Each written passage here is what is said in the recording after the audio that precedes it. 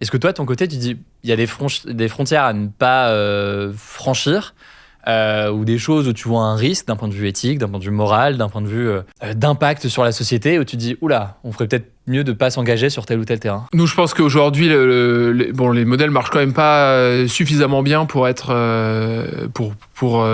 source de risques majeurs. Cela dit, je pense que le risque majeur, c'est d'avoir un contrôle centralisé de la technologie. C'est-à-dire qu'il y ait un ou deux acteurs américains qui aient un contrôle culturel et un contrôle sur le contenu et qui puissent décider de couper la machine à qui ils veulent et d'influencer la machine dans certaines directions. Donc ça, c'est un premier point. Cet aspect centralisation d'un outil aussi puissant, je pense que c'est la chose la plus dangereuse. Et je pense que par chance, je pense qu'on a bien réussi à la combattre. Et aujourd'hui, cet aspect décentralisation, modèle ouvert est quand même de plus en plus accepté. Comme la meilleure solution.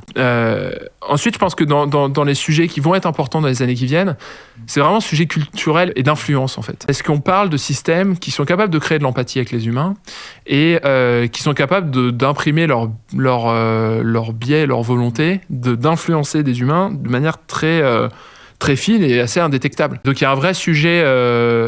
je pense que il y a un sujet de citoyenneté, en fait. C'est-à-dire comment avoir un sens critique par rapport à ces sujets-là, comment faire en sorte qu'on détecte quand il y a des campagnes d'influence qui sont déployées, qui sont potentiellement nuisibles, ou des campagnes d'ingérence. Donc il y a un vrai sujet de démocratie qui se pose parce qu'on a des systèmes qui sont capables d'avoir des fortes influences sur les humains.